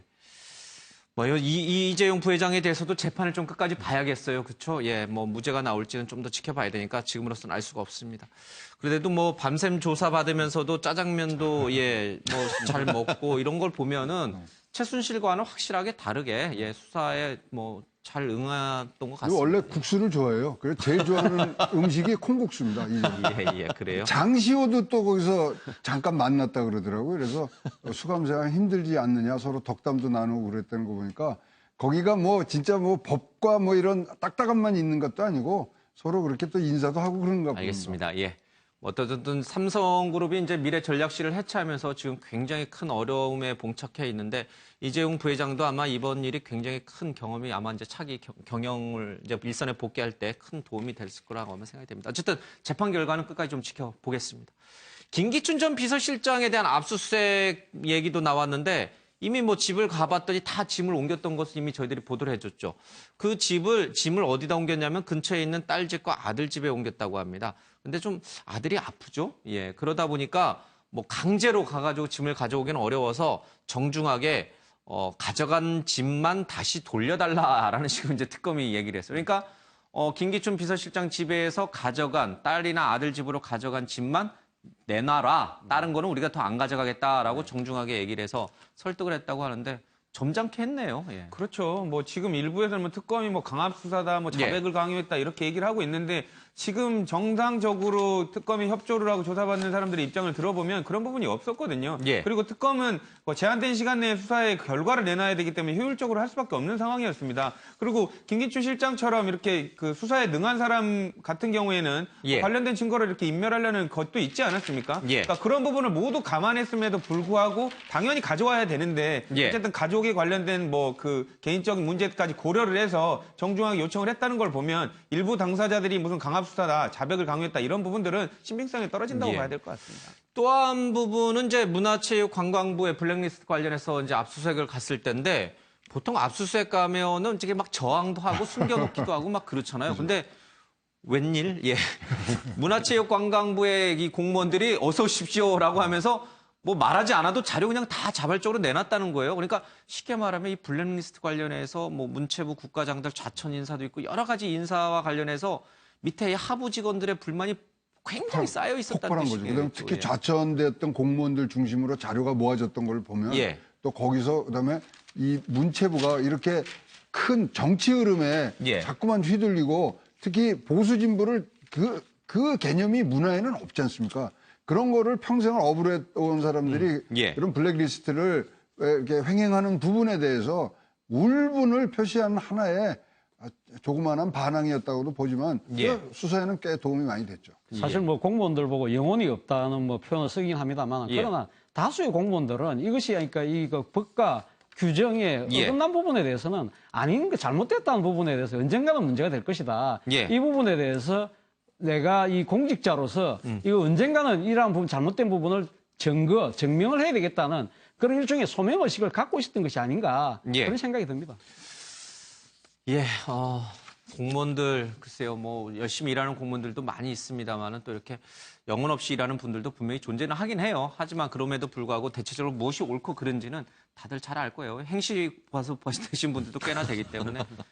예, 좀 다른 주제로 넘어가죠. 최순실 참 이해하기 어려운 사람이다라는 얘기가 이제 박영수 특검 얘기가 좀 나왔습니다. 욕심이 없었다면 그런 일을 저질렀겠느냐. 박근혜 대통령과 너무 가까웠기 때문이다라고 했습니다. 제가 어떻든 제 불찰로 잘못했다고 사죄하는 게 좋았을 텐데 그렇지 않아서 참 안타깝다라는 얘기를 좀 하고 있네요. 최순실 씨가 지금 자신이 이제 인권 탄압을 받고 있다라고 해서 유엔 인권위 제소하겠다고 막 그러고 있죠. 예, 인권위가 그 변호인을 통해서 제소를 하겠다라고 하는데 문제는 그게 얼마나 시간이 걸릴지 그리고 그 결과가 나온다 하더라도 예. 강제적 효력이 있는 것이 아니고 권고적 효력이 있기 때문에 예. 사실 실효성이 있다고 보긴 어렵겠죠. 사실 이 문제가 있다고 한다고 하면은 국가인권위원회나 이런 예. 국내적으로도 좀 사실 얘기를 할 수가 있을 것 같은데 어떻게 보면 이것을 약간 정치적 사건화하려고 하는 그런 예. 의도가 있고 경우에 따라서는 뭐 어떤 평론가들 같은 경우에는 그와 같은 것을 통해서 이 덴마크에 있는 딸 사건에 대해서도 간접적으로 영향을 미치려고 하는 것이 아니냐. 예. 국내의 어떤 정치적 사건이기 때문에 그 덴마크에서도 결정을 할 때에 정치적 예. 사건인 경우에는 국내 송환하지 못하게 하는 그런 원칙이 있기 때문에 그와 같은 양수 겸장적인 어떤 여론전이 아닌가 하는 그런 평가인 것 같습니다. 최순실 씨는 어떻게 되는 거예요? 이제 이게 다시 특검에서 이제 검찰로 모든 게 넘어갔잖아요. 네. 검찰에 또 계속 나가서 조사를 받게 되나요? 당연하죠. 이제 예. 관련된 혐의라든지 이런 부분 추가적인 그 관련성이 있으면 조사를 받게 되는데 저는 이제 최순실 씨가 자꾸 유엔 국제기구 들먹이고 정유라 씨에 관련된 부분도 뭐 마치 정치적 희생양인 것처럼 못 들어오게 하는 지시를 내렸다는 의혹도 있고요. 예. 본인도 마치 정치적인 탄압이 희생양인 걸로 봐서 또 다른 예. 꼼수를 생각하고 있지 않나 이런 생각도 드는데요. 최순실 씨가 변호사의 입장에서 봤을 땐 되게 피곤한 의뢰인입니다. 왜냐하면 사건에 관련된 증거, 물론 변호사는 무죄를 다퉈야 되지만 지금 너무 유죄의 증거들이 많은 경우에는 본인이 무죄라고 계속 주장하면 변호인이 난처해지거든요. 예. 그런데도 불구하고 본인이 어떻게 보면 핏대를 세우면서 나는 무죄다. 그리고 수사기관에 비협조를 하면 참 이경재 변호사 입장에서는 모르겠습니다. 같은 생각으로 무죄 변론을 하고 있는지 모르겠지만 법을 공부한 사람이라면 이 정도 증거가 나왔을 경우에는 아마 아까 박영수 특검도 그 얘기를 한 것 같은데 이 정도 증거가 나왔는데도 불구하고 사법기관이라든지 특검에 본인이 무죄 취지로 항변하는 것은 정말로 이해하기 어려운 정상적인 범주에 있는 사람의 생각이 아니다라는 말을 하는 것 같고요. 그렇게 됐을 경우에는 본인이 법적 판단에서 어떻게 보면 그 본인의 유효한 주장을 전개하는 것 자체가 의미 없는 일이 돼버릴 가능성이 되게 높습니다. 근데 이게 굉장히 좀 조심스러운데 일각에서는 이제 요즘 뭐 소주 한 잔씩 하시면은 전부 뭐 나라 얘기, 최순실 얘기하고 뭐 탄핵 얘기하는 게 대부분이니까 일각에서는 그 술자리에서 뭐 그런 얘기들이 오가나 봐요. 뭐 최순실이 사실 형량을 그렇게 높게 살지는 않을 것이다. 뭐 대략 한 4, 5년 살다 나와서 몰래 숨겨놓은 빨간 금고에서 돈 찾아가지고 떵떵거리면 잘 사는 거 아니냐? 이게 어떻게 이렇게 되면 안 되는 거 아니냐? 뭐 이렇게 이제 격분하시는 분들도 있는데 뭐 우리가 판사도 아니고 재판부도 아니니까 형량이 얼마나 나올지 절대 알 수가 전혀 없습니다만 진짜 1%라도 그럴 가능성이 있는 거예요? 뭐 그 재판이란 것은 살아 움직이는 것이고 결국 증거가 넘친다고 하지만 그 증거가 명백함에도 불구하고 이른바 위법하게 수집한 증거, 절차상에 잘못됐다라고 한다고 하면은 그걸로 인해서 무죄 받는 케이스도 상당히 있습니다. 그렇기 때문에 공소유지가 나쁜 짓을 저질렀지만 그 증거를 그렇습니다. 불법적으로 체득했을 실제로 경우에 예전에 어떤 일이 있었냐면은 우리나라에서 높은가요? 위법 수입 증거 그 배제 법칙이 처음에 그 작용된 것이 제주도지사 선거법 위반돼 있는 사건인데 그 제주지검에서 압수수색 영장을 그 지사 방에만 했는데 그 방 안만 수석해로도 안 나오는데 옆방에 똑 보니까 명확한 증거가 나오는 거예요. 그거 가지고 왔는데 법정에 냈다가 이 압수수색 범위, 그 장소적 범위를 넘었다고 해서 증거가 뻔히 보면서도 위법수집 증거라고 해서 무죄를 받았거든요. 그렇기 때문에 지금 그 최순실 씨 같은 경우에도 안종범 수석이 39건이 그 수첩 같은 경우에도 수집 절차가 잘못됐다라고 하는 것이 그 내용이 아무리 명백하다 한다라도 그것이 형사사법 절차상 엄격한 증거가 이루어지지 않으면은 무죄 나올 가능성이 있기 때문에 여전히 그와 같은 경우에는 법리적으로 본인이 그런 증거를 다툴 그럴 가능성은 충분히 있고 그 부분에 대해서는 이 특검이 지금 보면은 검찰이 8명 사실 특검이 12번 하면서 검사를 계속 유지하는 것은 이번이 처음이라고 합니다. 그만큼 공소유지에 신경 쓰는 것도 그 때문이 아닐까 싶습니다. 이제 법이 그 증거 채택의 그런 엄격한 기준이라든지 그런 것을 강조하는 건 나름의 또 이유가 있어요. 그렇긴 합니다만은 어찌 보면 이게 참 법의 허점을 이용하고 법의 한계를 노출시키는 게 아닌가 이런 생각도 좀 드네요. 물론 모든 재판은 최순실 씨라고 하더라도 법의 절차에 의해서 그리고 증거에 의해서 이루어져야 되죠. 그리고 그거에 따라서 그 처벌을 받아야 된다고 생각을 합니다. 저는 하지만 이제 개인적인 판단으로는 지금까지 나온 증거라면 제 개인적인 생각으로는 그렇게 적은형이 나오지 않을 거라고 생각을 하고요. 뭐 10년 얼추 나오겠다 이렇게 생각하시는 분들도 있고. 그러니까 국민의 감정에 관련된 지금 뭐 기소돼서 진행되고 있는 사안들이 모두 유죄는 아니겠지만 관련된 어느 정도 지금 국민의 감정을 달래줄 수 있는 만큼의 법의 판단이 나올 것으로 믿습니다. 근데 하지만 만에 하나 법에 관련된 부분을 절차를 따르다 보면 아까 변호사님께서 말씀 주신 대로 법의 허점을 파고 들어가지고 변호인단을 잘 꾸려서 빠져나가는 경우도 있을 텐데 그런 경우에 있어서는 변호사들도 그런 재판을 하다 보면 그렇습니다. 이게 법으로는 맞지만 사실상 참 변호사 하기 싫어지는 사건들이 있거든요. 아마 최순실 씨가 그런 판결을 받으면 저는 참 변호사 하기 싫어질 것 같아요. 사실 이 부분은 결국 그렇습니다. 결국 그 돌고 돌아서 미르 K스포츠 재단, 비덱스포츠 이겁니다. 한마디로 지금 얘기하시는 것처럼 이 최순실이 10년형을 사느냐 아니면 2, 3년형을 사느냐는 뇌물을 받았는지 여부인 것이거든요. 그렇기 때문에 이재용 부회장이 지난번에 영장이 기각되고 그게 죄가 안 된다고 하면은 결국 최순실 씨를 대리해서 이재용 부회장이 싸운 거 준 거나 마찬가지인데 영장이 일반 발부가 됐습니다. 그래서 앞으로 법원에 가서 이 뇌물죄가 인정된다고 하면 뇌물은 1억 넘어간다고 하면은 경우에 따라서는 무기 또는 10년 이상의 유기징역이 됩니다. 그렇게 되면은 최순실 씨 10년 동안은 사실 우리나라 일반적으로 보기가 어려워지는데 무죄가 만약에 나온다고 하면은 말씀하신 대로 술자리의 말씀대로 정말 2, 3년 안에 나올 가능성도 여전히 있다. 이렇게 정리가 될 수 있습니다. 이게 사실 이게 우리의 국민의 감정과 이 법이라는 거는 굉장히 달라요. 그렇죠? 법은 엄격하게 뭐 증거라든지 아니면 법리로 이 형량을 정하는 거니까 막 나쁜 사람이라고 해서 무기징역 때려라, 살인해라 이런다고 해서 이게 되는 게 절대 아닙니다. 어쨌든 많은 사람들이 일반인 같으면은 이 정도가 되면은 경제적으로 대부분 파산 상태에 달하게 되거든요. 하지만 최순실은 당당합니다. 왜? 숨겨놓은 재산이 있기 때문이 아닐까 이렇게 생각하시는 분들이 있어요. 검찰 특검이 유추한 최순실의 재산은 약 200억에서 300억 정도로 유추가 됐어요. 그런데 뭐 위에 최순득 씨라든지 밑에 최순천 씨라든지 동생이랑 언니는 자기보다 훨씬 재산이 많아요. 몇천억이에요.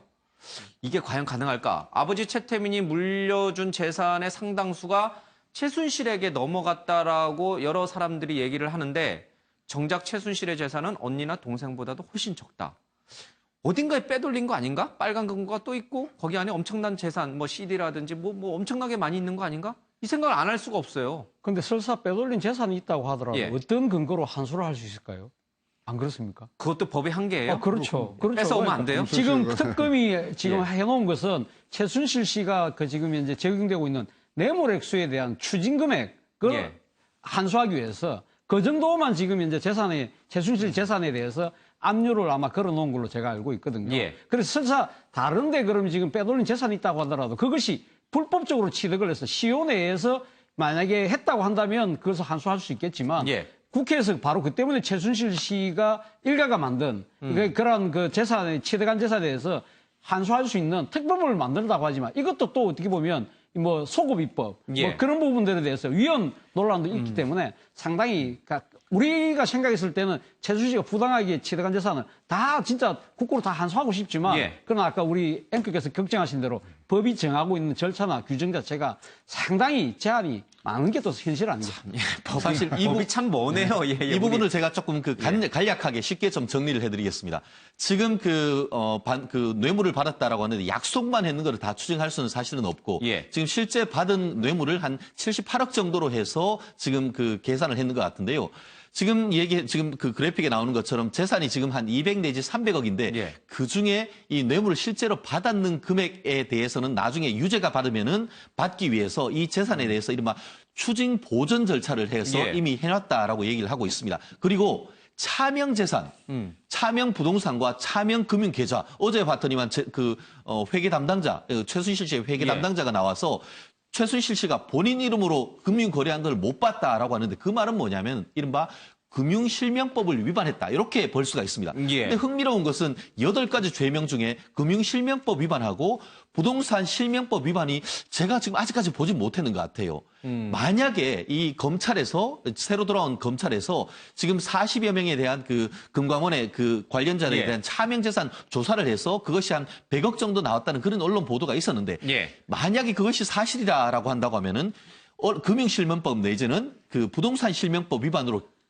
소를 넘기고 예. 그 경우에는 이 과태료가 상당히 많습니다. 20, 30% 됩니다. 예. 그렇다고 한다고 하면은 찾아내는 재산을 다 가지고 와서 몰수는 못하지만 금융실명법이나 아니면 부동산 실명법 위반으로 예. 해서 추징금으로 해서 상당 부분은 회수할 가능성이 있지 않을까 그렇게 보입니다. 근데 이게 이제 쉽지는 않을 것 같아요. 이제 안민석 더불어민주당 의원이 이제 독일로 날아가서 이제 거기서 이제 최순실의 재산의 뭐 흔적을 좀 찾아보려고 노력하고 계시는 것 같은데 최순실의 그 주도 면밀함을 보면은 이게 만만치는 않은 것 같아요. 최순실의 의상실에서도 마찬가지고 뭐 병원 이제 여기 뭐 시술비나 이런 거를 전부 현금으로 계산을 했잖아요. 그러니까 현금만 쓴다라고 주변 사람들은 다 진술하고 있고 이 현금만 쓰고 있는 최순실을 상대로 계좌 추적을 벌여서 돈의 출처를 찾아낸다?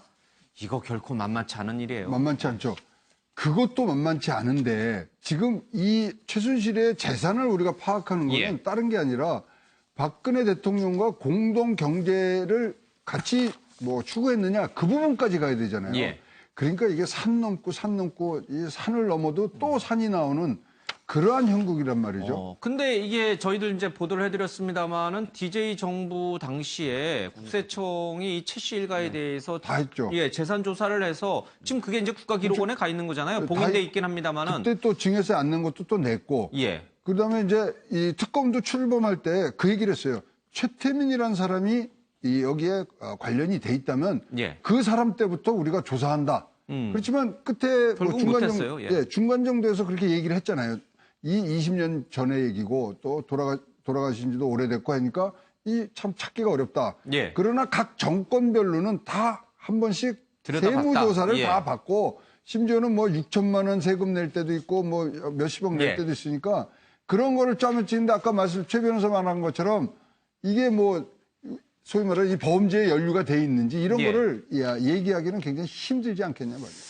예, 뭐 8천억 원이니 10조 원이니 뭐 독일의 페이퍼 컴퍼니 500개니 이런 건 사실 좀 과장된 것으로 거의 확인이 된 것 같고 그 정도까지는 아니지만 그래도 상당히 많은 액수에 적어도 200~300억은 아닌 상당한 액수의 뭔가 재산이 분명히 최순실에게 있을 텐데 그것을 파악하기가 쉽지가 않네요. 그 국가기록원에 있는 자료를 30년 동안 볼 수 없도록 그렇게 해놨다고 하는데 볼 수 없나요, 진짜? 특별한 국회에서 사유가- 뭔가 하면 예. 되나요?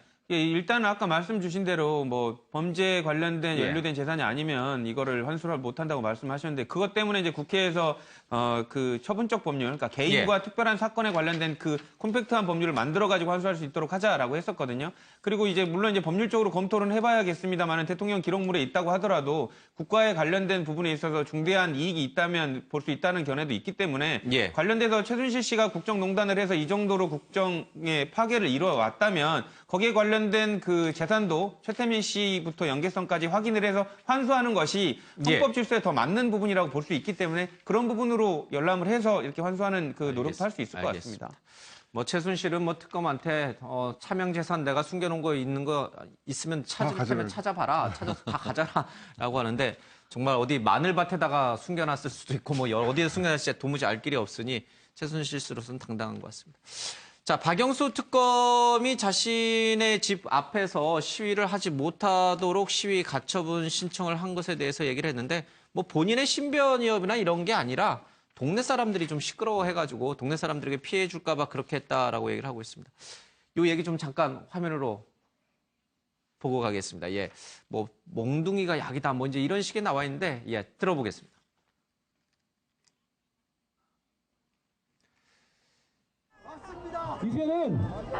이제는 말로 하면 안 됩니다. 이 는 몽둥이 맛을 봐야 합니다. 우리가 순진하게 연설이나 하고 구호나 외쳐서 바뀐 게 없습니다. 이제는 응징할 때가 됐습니다. 맞습니다. 사실 뭐 지금 오늘도 뭐 대규모 탄핵 찬반 집회가 예고돼 있습니다만은 지금 약간 다들 이제 감정이 격양돼 있는 상태예요, 그렇죠? 그러니까 이제 퍼포먼스라든지 뭐 여러 가지 이제 플래카드라든지 할 수 있는데 글쎄 어떻게 봐야 될지 모르겠습니다. 어느 정도까지 저것을 우리가 수용해 줘야 될지 어디까지가 저것은 너무 지나치다라고 판단을 해야 될지 뭐 다들 저마다의 가치 판단 기준이 있으니까 참 어려운 문제인 것 같아요. 우리나라가 민주주의 국가지 않습니까? 민주공화국이라는 그 나름대로 그렇게 정체를 갖고 있는 거기 때문에 그러니까 그렇기 때문에 그 사상의 자유, 생각의 자유, 뭐 표현의 자유는 다 있죠. 그러나 이 그 민주주의에도 지켜야 될 검도가 있다는 거죠. 그러니까 서로의 생각의 차이나 다름은 다른 거죠. 그게 틀린 게 아니거든요. 내 생각하고 다르다고 해서 그런 부분들을 잘못이라고 규정하고 그 사람들의 생각을 깡그리 무시하겠다. 그것은 우리가 지향하는 민주주의 가치하고는 정반대되지 않습니까? 그리고 이번에 지금 그 박영수 특검 집 앞에서의 저런 그 상당히 과격한 그런 그 목소리를 이야기하면서 하는 시위는 저는 국가 공권력 차원에서도 상당히 엄격하게 다뤄야 될 부분이 아닌가 하는 생각입니다. 왜? 박영수 특검이 지금 민간인, 자영인 박영수가 아니지 않습니까? 지금 국가가 지금 헌법, 그러니까 법적 절차에 의해서 공권력의 일부를 위임을 했고 그 위임을 받은 지금 공권력을 집행하고 있는 수장입니다. 쉽게 말해서 그러면 수사가 잘못됐다고 해서 경찰청장이나 검찰총장 집 앞에 가서 그럼 검찰청장이나 경찰청장을 몽둥이로 찜질하고 뭐 목을 쳐야 되겠다. 그런 부분을 검찰이나 경찰이 보고 있겠습니까? 왜? 그거는 경찰청장, 검찰총장 개인에 대한 이 도전이 아니라 대한민국 법 질서에 대한 도전이거든요. 그런 차원에서 본다고 한다면 저는 뭐 그 박영수 특검이 가처분 신청을 했다고 하지만 저는 그에 앞서서 사정 당국에서 이러한 부분들 대한민국 공권력이 지금 그 도전하는 이러한 폭력적이고 과격한 이러한 부분들은 표현의 자유, 양심의 자유의 검도를 넘어선 부분에 대해서는 인지 수사를 해서라도 강력하게 처벌해야 된다고. 알겠습니다. 오늘부터 그러니까 이제 탄핵 이제 선고 얼마 남지 않은 걸로 이렇게 언론들이 많이 보도를 하고 있는데 그때까지는 좀 이렇게 과격한 퍼포먼스나 이런 걸 양쪽 모두 뭐 대통령 단두대에 올리는 그런 사진도 뭐 사실 촛불 집회에서 나와요. 양쪽 모두 그런 모습을 좀 자제하고 뭐 집회하는 건 좋은데 의견 제시하는 건 좋고 표현하는 건 좋은데 좀 과격한 것 그런 차원에서 이번에 기자간담회 특검에서 한 것도 조금 신중했으면 좋았을 뻔했다는 생각이 듭니다. 왜냐하면 지금 무슨 얘기가 나오든 헌재에 영향을 미칠 수 있는 게 뭐 0%는 아니거든요. 예, 어제 그래서 뭐 박영수 특검의 기자간담회도 영향을 미칠 수 있겠죠. 네, 예. 그리고 또 지금 뭐 이중원 대리인 측에서도 지금 강력하게 항의를 하고 있고요. 여론전 한다고 그러고 그래서 조금 3월 6일 날 수사 결과를 발표한다 그랬으니 예. 거기서 공식적으로 좀 말씀하셨으면 더 좋았지 않느냐 그런 또 알겠습니다. 점도 있습니다. 예. 자, 이 뭐 특검 수사 종료돼서 이제 그 뒷얘기를 굉장히 좀 오랜 시간 동안 저희가 지금 다루고 있는데 뭐 스타로 떠오르신 분도 있네요. 예. 특검팀이 같이 밖에 나가서 찻집이나 스탕에 가면 사람들이 많이 인사를 하는데 윤석열 수사팀장은 주로 이제 남자들이 다가가서 악수를 하고 여자들은 이규철 특검보, 뭐 패셔니스타다 뭐 그런 얘기도 좀 나오고 있는데 굉장히 좀 인기를 끌고 있는 것 같습니다. 또 반대쪽에서는 아까 말씀한 대로 예, 굉장히 뭐 화형식을 치를 정도로 굉장히 이제 곤혹스러운 상황으로 좀 가고 있는 것 같습니다. 자, 앞서 잠깐 최순실 씨 얘기했는데 특검의 이 참 뭐랄까 진상은 최순실이지만 특검의 복동이는 장시호다 이런 얘기가 특검 수사팀 내에서 나오고 있다는데 장시호 씨는 대단한 것 같아요. 이제 여기 얘기를 들어보니까 진짜 이게 4차원도 이런 분이 없는 것 같아. 장 씨가 실제 수사에 많은 도움이 됐다라고 하면서 휴대폰 번호도 손으로 그리면서 기억하고 기억력이 상당히 좋더라 이런 얘기를 하고 있습니다. 그리고요. 특검 사무실 18층 조사실에서 장 씨가 오늘 숙제 받았어요 라면서 혼자 컴퓨터로 진술서를 썼다라고 합니다. 밝게 인사하고 성격이 긍정적이다 이런 얘기를 하네요. 그러니까 쉽게 말하면 검사 대신에 본인이 진술서를 컴퓨터로 열심히 쳐서 다 털어놓는 거 아니에요, 그렇죠? 아, 원래 가면은 어떻게 하냐면은 예. 먼저 쓰라고 합니다. 그렇겠죠. 근데 보통은 이제 자필로 해서 쓴다는데 예. 컴퓨터로 쓰라고 했는 것은 상당히 그것도 이제 배려했는 것 같은데 보통 이렇게 가면은 조사를 받기 전에 보통 진술서를 먼저 쓰고 그럼 그거를 주면은 검사가 보고 검사가 아는 거하고 비교해 가면서 예. 하나하나 묻는데 결국 제가 보일 때는 그 포인트가 자필로 쓰게 한 것이 아니고 컴퓨터로 쓰라고 있는 걸 봤을 때는 정말 그 장시호 씨가 검찰에 예. 정말 적극적으로 그 수사에 도움을 줬던 예. 그런 것을 미루어 짐작할 수 있을 것 같습니다. 그리고 진술서 쓰는 게 뭐 좋은 일이라고 예, 오늘 숙제 받았어요. 예, 숙제 열심히 하네요. 이런 얘기도 하고 또 이제 경기도 의왕에 이제 서울구치소가 있죠. 의왕 대학원에 다닌다 뭐 이런 표현도 쓰고 4차원이라고 해야 될까요? 다만 직접, 이 부분과 예. 관련해 가지고 제가 꼭 드려야 될 말씀이 지금 장시호 씨의 법적 지위가 뭐죠? 피의자 내지 피고인입니다. 예, 예. 그렇기 때문에 지금 아이스크림을 줬다. 그리고 지금 어제 얘기했던 것 중에 제일 마지막에 뭐가 있었냐면은 조윤선 씨 같은 경우에는 돈이 많아서 좋은 변호사 매일매일 접견을 오지만 나는 돈이 없어서 그렇지를 못한다.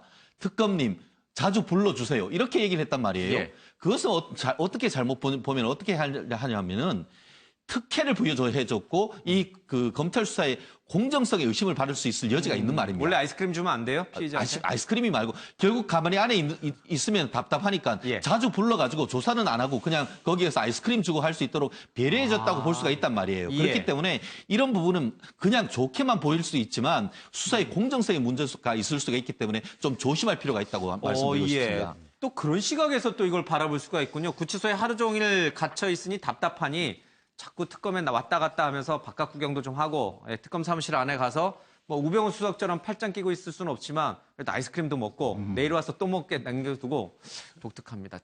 예, 장시호 씨의 과거 청문회 과정 잠깐 보고 가겠습니다.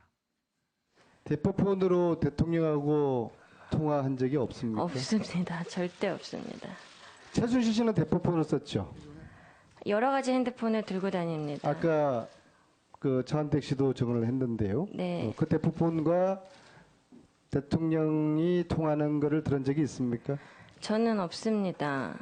아니 최순실 씨가 대통령과 통화하는 것을. 최순실 이모는 저랑 차를 타고 갈 때도 누구랑 통화를 할 때 라디오를 크게 틀어놓거나 항상 차를 세워서 내려서 통화하기 때문에 제가 누구랑 통화하는지는 알 수 없습니다. 예. 뭐 4차원이긴 합니다만 검찰 특검 입장에서 보면 굉장히 복덩어리로서 역할을 톡톡히 했다는 얘기를 하고 있습니다. 그런데 사실 앞서 언제 어느 분이 얘기했습니다만은 이 이경재 최순실 변호인 쪽에서는 이 특검이 위헌적 기관이다라고 하면서 효력이 없다라고 주장을 좀 하고 있습니다. 더불어민주당과 국민의당이 합의 추천한 특검은 국민의 특검이 아니라 야당의 특검이다라고 얘기를 좀 하고 있는데 이경재 변호인의 얘기 들어보겠습니다. 국민의 특검이 아니라 더불어민주당과 국민의당의 특검이라고 하지 않을 수 없습니다. 그 태생상 불가피한 결과였다는 판단에 이르게 됐습니다. 회장의 승계 작업이 어떠한 것인지도 알지 못하고 관심도 없습니다. 금융 지식이 없어서 이해도 하지 못합니다. 글쎄, 이것도 약간 이제 논란이 될 소지가 있는데, 검찰 수사를 받았는데 검찰이 공정하지 못하다라고 이의 제기를 하고, 재판을 받았는데 재판 결과가 공정하지 못하다라고 이의 제기를 하는 분들을 우리는 봐요. 예, 검찰청사 앞에 가면 1인 시하는 분도 있고, 예, 법원 앞에서 1인 시하는 분도 있고 있어서, 뭐 일반인이 이렇게 특검에 대해서 효력이 없다라고 얘기하면 당사자가 이제 이해가 되는데, 법을 배우신 변호인이 이렇게 이제 얘기를 하니까 이걸 우리가 어떻게 받아들여야 될지 좀 생각이 좀... 선출직 300명이 국회에서 협의를 하고 합의를 해서 야당에게 그러면은 추천권을 준 거 아닙니까? 그렇다면 우리 대의민주주의의 큰 틀에서 봤을 때는 이게 뭐 양당의 그다음에 뭐 야당의 그런 특검이라고 해서 지금 뭐 전속적 수소 공소권을 부여한 것이 아니다. 뭐 이런 얘기들을 하는데 이거는 진짜로 단면만 보시는 거죠. 결과물이 그 야당에서 했는데 그럼 특검이 그럼 야당에 유리하게 했느냐? 그걸 증명을 하셔야 될 거 아니에요. 소명의 주체는 자기가 될 텐데 그런 분이 뽑혔기 때문에 결과가 이렇게 됐다 생각하는 거는 그것도 논리의 오류 아니겠냐 이렇게 봐집니다. 알겠습니다. 그러나 이제 최순실 변호인이라든지 대통령 대리인단 쪽 입장에서 보면 특검 수사 결과가 상당히 마음에 안 든 데다가 그것을 어제 또 박영수 특검이 기자들하고 이제 오천 간담회에서 뒷얘기를 다 해놨어요.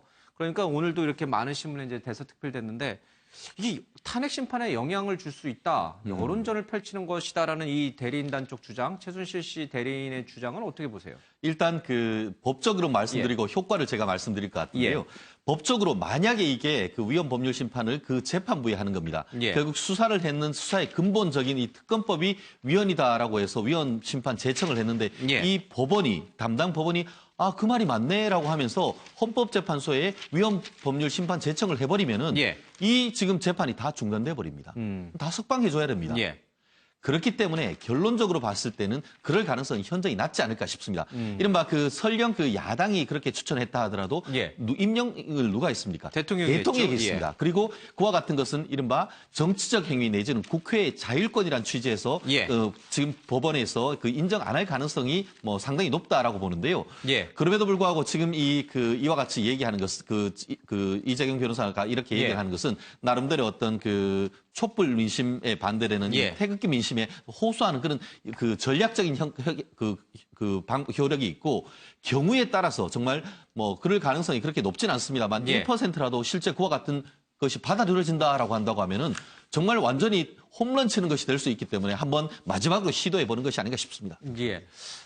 이번 사태를 보면서 이제 많은 분들이 걱정하는 게 우리 사회가 너무 이제 거짓말이 난무한다. 사회 지도층 인사들이 뭐 청문회에 나와서 했던 얘기들이 죄다 막 거짓으로 다 드러나니까 이제 우리 아이들이 뭘 보고 배울까 이제 그런 부분 하나 걱정하시는 분이 또 하는 분들이 있고 또 다른 한쪽에서는 승복하는 문화를 이제 아예 그냥 깨져버린 거, 짓밟아버린 거 아닌가. 뭐 헌재 판결도 앞두고 있습니다만 특검 수사도 마찬가지고 뭐든지 이제는 불신하고 믿지 않는 그리고 승복하지 않는 그런 문화가 우리 사회에 뿌리내리는 게 아닌가 이렇게 걱정하시는 분들이 많아서 대단히 좀 걱정스럽습니다. 거짓 그리고 불승복 이 문화를 우리 아이들이 배우지 않도록 어른들이 좀 신경을 써야 될 것 같습니다. 휴정 중에 헌재 화장실에서 만난 3인 무슨 얘기 나눌까라고 했는데요. 이 국회 측의 권성동, 황정근 변호사가 헌재 화장실에서 김평우 변호사를 만났는데 글쎄요, 이 굉장히 난감한 장소에서 만나는데 세 분이 무슨 얘기를 나눴을까 이렇게 쭉 봤더니 화장실에서 김평우 변호사를 만난 이 황정근 변호사가 웃으면서 말을 건넸다. 선배님, 방청석 말고 재판부를 보면서 변론을 하셔야 카메라에 얼굴이 잘 잡힙니다. 라고 조언을 했고요. 그리고 화장실 갔다 온 뒤에 진짜로 김평우 변호사는 재판부 쪽을 보면서 이제 변론을 했다라는 얘기를 하고 있습니다. 그전에는 방청객을 보면서 막 이제 얘기를 해서 논란이 됐었는데 이런 얘기를 하는군요. 화장실에서 만나면. 그 이야기를 왜 했을까요? 그러니까 김평우 변호사가 그 사실을 어떻게 보면 헌법 재판정에 나와서 얘기했던 변론 자체가 어떻게 보면 법리나 논리에 의한 것보다는 일종의 여론선전전을 겨냥한 그런 측면이 강했잖아요. 그러다 보니까 본인이 누구를 설득해야 되겠습니까? 재판관을 설득하는 것이 아니라 방청객이나 여론을 상대로 이야기를 하다 보니까 아무래도 방청객 쪽으로 기울어진 거죠. 예. 그러니까 황정기 변호사가 저렇게 재판부를 바라는 이야기는 돌려서 예. 법리적으로 논리적으로 말씀하십시오. 그걸 애들로서 지적한 것이 아닌가 하는 생각입니다. 이정미 재판관도 저걸 지적을 했죠. 방청석 보지 말고 재판관 보고 얘기하라. 예. 근데 우리 차재영 교수님은 이제 김평호 변호사가 여론전을 위해서 그렇게 방청객을 향해서 말했다고 하는데 김평호 변호사 입장에서는요 그것이 법리적인 변론이었다고 생각을 하니까 그렇게 시각치 않은 생각할 쪽이 수도 있습니다. 예. 자, 조금이라도 유출되면 안 되니까 헌재 회의실에 도청 방지 장치도 바꿨다 이런 얘기도 나오고 있습니다. 헌재 결정에 대해서는 분열된 국론 봉합을 위해서 인용 기각 어느 경우든 재판부가 전원 합의 형태로 8대0 만장일치 결정을 내릴 것이다 이런 얘기를 하고 있습니다. 실제로 과거 미국에서 인종차별로 인한 공립학교에서의 이제 인종 분리 교육에 대해서 판결할 때 사회 혼란을 우려해서 소수 의견을 가진 재판관들을 설득을 해서 만장일치 의견을 내놓은 적이 있다고 합니다. 그러니까 소수 의견, 뭐 탄핵이든 기각이든 소수 의견이 나올 수가 있죠. 그러나 그것을 그대로 내놓는 것보다 그 소수 의견을 낸 재판관을 설득을 해서 어차피 결론은 나왔으니까 그렇죠? 탄핵이든 기각은 그냥 이쪽으로 하는 게 어떻겠냐. 이것도 좋은 아이디어인 것 같은데 어떻게 보세요? 근데 그 부분은 예. 결국 2004년 같은 경우에 아시다시피 지금 노무현 대통령에 대한 그 헌법재판 할 때는 그 탄핵 재판할 때는 그 말씀이 맞았습니다. 그런데 그 지난번 2004년 그와 같은 식으로 만장일치식으로 해놓고 봤더니만 좀 문제가 있다 해서 노무현 대통령이 이 그 당시에 2005년에 법을 바꿔가지고 소수 의견도 적시하도록 하자라고 법을 바꿨는데 그 법이 있는데 이제는 와서 또 다시 거꾸로 얘기를 하자고 하니까 소수 의견을 자꾸 이렇게 묻으려고 한다는 그런 의도가 좀 읽히거든요. 결국 지금으로서는 이와 같은 것보다도 있는 그대로 정말 재판관님들 있는 얘기 그대로 해서 쓰는 것이 결국 그것이 바로 재판관의 실명제가 하는 것이 역사에 책임진다는 것 아니겠습니까? 다만 그 말씀드렸듯이 정책적인 차원에서 그와 같은 그 헌법재판관님들 8명의 의견이 그런 식으로 모아진다라고 하면은 그때는 그렇게 또 할 수도 있는 것이고 다만 지금 언론에서 그렇게 해야 된다는 식으로 몰아가는 것은 그 또한 헌법재판관님들에게 의견에 영향을 미치려는 의도가 아닌가 싶습니다. 그렇겠네요. 예. 뭐 나름의 장점이 다 있는 것 같아요. 그렇죠? 만장일치를 했을 때의 장점이 있고 또 소수 의견을 또 적시했을 때의 장점이 있는 것 같은데 어느 쪽이든 결과에 승복하고 그리고 이제 깨끗하게 이 문제는 덮는 그런 성숙된 민주주의 시민의식을 좀 이번에 꼭 우리 국민이 보여줘야 될 것 같습니다. 자, 탄핵 심판 선고를 이정미 대행 퇴임 이후 늦춰달라라고 박근혜 대통령 쪽에서 이제 헌재 의견서를 냈는데 글쎄요, 이게 받아들일지 여부는 좀 지켜봐야 될 것 같습니다. 탄핵 선고 전에 마지막 주말입니다. 촛불과 태극기 총력 세대결이 벌어질 것 같은데 지난 3.1절에도 집회가 있었습니다만 충돌은 없었습니다만 오늘도 좀 긴장감을 갖고 양측의 집회 상황을 좀 지켜봐야 될 것 같습니다. 큰 불상사 없이 잘 끝났으면 좋겠습니다. 자, 정치로 넘어가죠.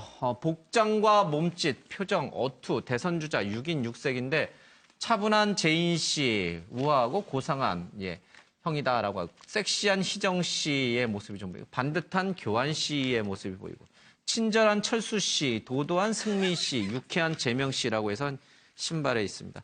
다들 장점을 이제 이렇게 신문에다가 했는데 거꾸로 얘기하면 이런 장점은 이 사람이 없는 거고 이런 장점은 이 사람이 없는 거고 이런 상대방의 약점이 되는 거겠죠. 그렇죠? 예. 문재인 전 대표 지지율 1위인데 차분한 재인 씨가 있습니다만은 친절하지 않다, 반듯하지 않다라는 부분과는 글쎄요, 어떻게 이미지가 겹치는지 모르겠습니다. 한번 읽어보시기 바랍니다. 안철수, 안희정 지사 한국당과 연정 가능하다. 문재인 전 대표 여당은 지금 적폐 대상이지 연정의 대상이 아니다라는 식으로 얘기를 하고 있습니다. 어제 합동 토론회가 좀 있었죠. 하나 더 가겠습니다. 문재인 전 대표 2% 지지율 올라서 34%, 안희정은 6%포인트 내려서 15%라고 나와 있습니다. 그런데 여기서 흥미로운 것은요. 황교안 권한대행의 지지율입니다. 최영호 교수님, 어떤 여론조사에서는 꽤 많이 올라가서 2위까지 올라간 여론조사가 있고 어떤 여론조사에서는 여전히 3위, 4위에 있는 여론조사가 있어요. 왜 이렇게 여론조사 기관마다 들쑥날쑥한 거죠? 지금 황교안 대행 자체가 출마에 대해서 지금 선을 그은 상태가 아니기 때문에 그거를 어디에 샘플을 갖고 가냐에 따라서 큰 차이가 나는 것 같고요. 지금 황교안 총리의 이제 거취에 대해서는 탄핵에 대한 결정이 나온 이후에 그때서 나오는 소위 점수들 이것이 이 퍼센테이지 이것이 이제 추세를 어떻게 갖고 진짜 가느냐. 추세다. 예. 지금까지는 뭐 저는 뭐 저기는 허수가 많다고 생각을 합니다. 예.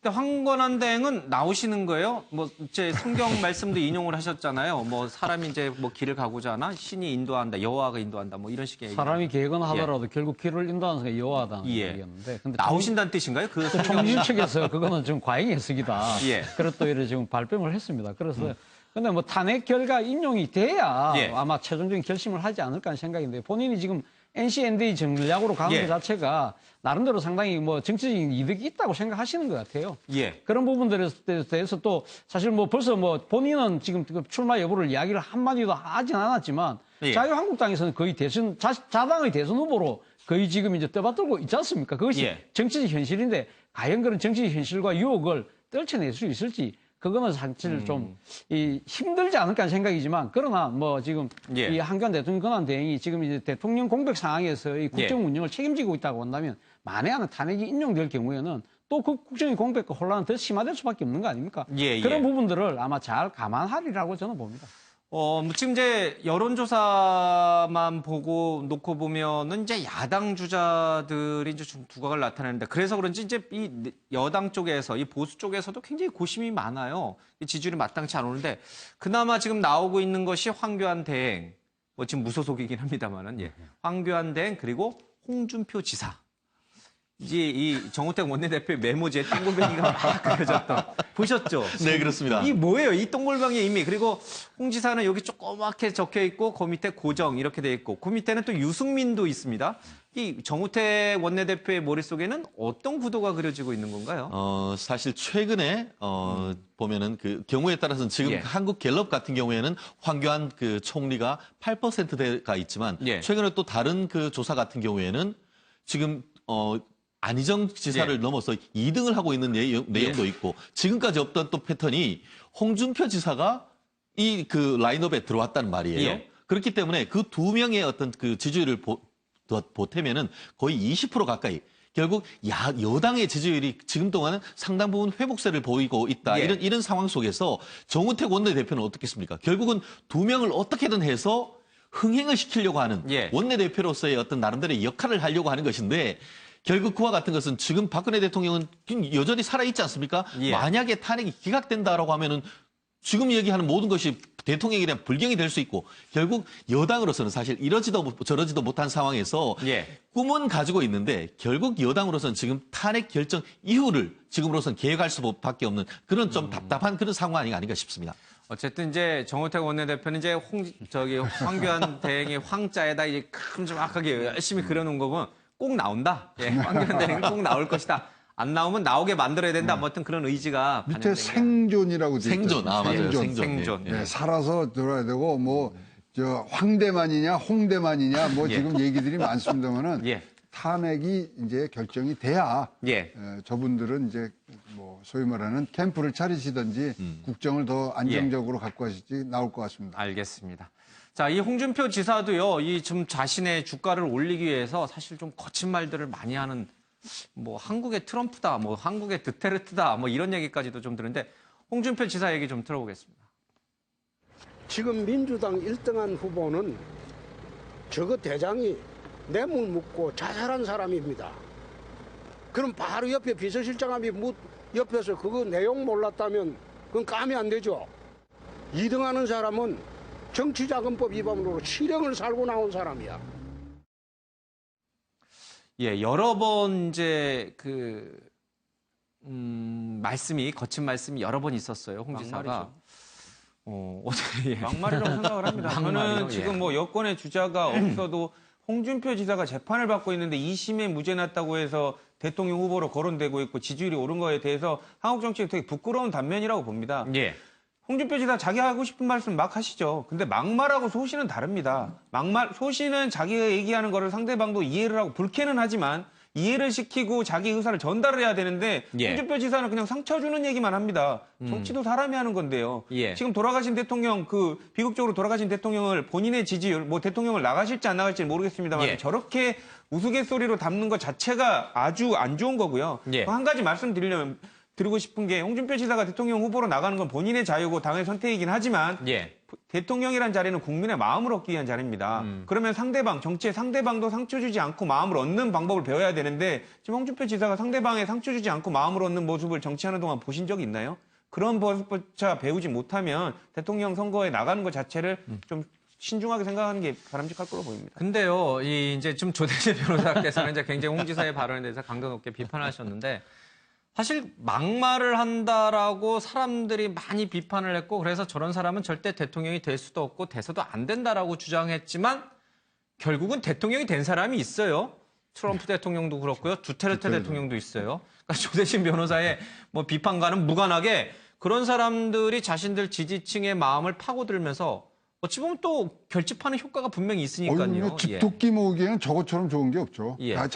지금 사실 보수층이라는 게 절대로 데모에 이렇게 자발적으로 나오지 않던 사람들이 지금 나오고 있고 뭔가 뭉치려는데 지금 소위 말하는 앞에 향도가 없단 말입니다. 그러면 저런 말을 하면서 해서 저거를 뭐 뭉치는데 지금 이제 조대진 변호사가 굉장히 강도 높은 비난을 했지만 저는 전략 전술이에요. 전략 전술에 대해서 또 야당 후보들은 대응을 하셔야 되고 사실 뭐 대응할 그 가치조차 없다고 지금 뭐 대응을 안 하시는 것 같지만 저기서 이제 계속하면서 자기한테 정치인이라는 거는 부고장 외에는 다 좋은 거거든요. 자기 이름 나오면. 뭐 욕하는 얘기도 좋고 칭찬하는 얘기도 좋고. 그러니까 후발주자 아닙니까? 후발주자는 1등하고 똑같은 전략으로는 절대 안 간다. 뒤집는 전략을 하니까 저런 얘기가 나오는 겁니다. 글쎄, 뭐 이제 당원권이 정지돼 있기 때문에 실제로 나올 수 있을지 없을지는 좀 더 지켜보겠습니다만 홍 지사가 그 톡톡 튀는 발언을 통해 가지고 본인의 이제 이미지라든지 이제 주목도를 좀 높여가고 있는 것 같습니다. 뭐 어찌됐든 정치가 또 막 이렇게 또 가니까 또 희화되는 얘기가 또 희화시키는 사람이 또 등장을 하고 뭐 여러분들 다 아시겠습니다만 허경영 씨가 또 대선에 나온다고 하는데 그분 대선에 지금 나올 수 없잖아요. 피선거권도 없는 사람인데 또 나온다고 합니다. 좀 들어보겠습니다. 이번 대선이 누가 되든지 간에 어쨌든 향후 5년간은 한풀이 정국이 될 그래서 이 정국이 5년은 가지 못한다는 거죠. 그렇게 보시면 그렇게 보고 있습니다. 5년을 가지 못하고 뭔가 문제가 온다는 걸 나는 내다보고 있는 거죠. 어떻게 보면 거대한 정계 개편이라고. 그때 이제 내가 나오는 거야. 3년부터 레임덕이 생기면서 대선에 들어가는 거니까. 1년 전에 운동을 해야 되니까. 그래서 이런 정국이 계속 될 겁니다. 그러면서 이 대통령은 혼란한 민생, 국회에서는 계속 다른 법안은 통과가 안 되니까. 공약한 건 하나도 못하니까 국민들은 들고 일어나고 촛불심이 일어나고 이러니까 가능한 빨리 하고 빨리 가버리고 물러나려고 하고 그거라도 개헌 정국으로 해서 그걸 덮으려고 이런 형국이 전개될 수가 있습니다. 먼저 국회의원 제도를 폐지하여 남녀 동서의 직능의원제를 실시함으로써 정치혁명을 이루겠습니다. 대학 지망자 전원이 입학할 수 있는 교육혁명, 실업자 취직을 국가에서 책임지는 복지혁명을 이루겠습니다. 공화당 허경영이 다시 한번 강한 한국을 만들겠습니다. 저도 뭐 꽤 오래전에 저분을 이제 인터뷰한 적이 있는데 약간 이제 황당해서 그냥 뭐 웃느라고 제가 진행을 제대로 못한 적이 좀 기억이 납니다. 그런데요, 묘하게도요, 저분 말씀 중에 맞아떨어져 가는 게 있어요. 그리고 저분이 공약했던 것 중에 또 실제로 이뤄진 것도 있고요. 그래서 그냥 웃고 넘어가기에는 뭔가 좀 섬뜩한 면이 좀 있는데 그래도 그렇지만 뭐 나올 수 없는 분이긴 한 거는 확실하니까. 좀 실제로 지금 지난번에 그 공직선거법 위반으로 해서 지금 10년 동안 못 나옵니다. 근데 본인 얘기는 뭐냐면 이번에 탄핵이 되면은 황교안 총리 대행이 권한 대행이 사면을 해줄 것이기 때문에 자기는 나온다 얘기를 하는데요. 말씀하신 대로 흥미로운 것이 지난번 그 대선 공약 중에 결혼하면 1억 준다. 그리고 애 나오면 3천만 원 준다. 끝에 모병제 도입한다. 흥미로운 것이 지금 대선 주자 중에 한 사람 이걸 다 지금 얘기를 하고 있단 말이에요.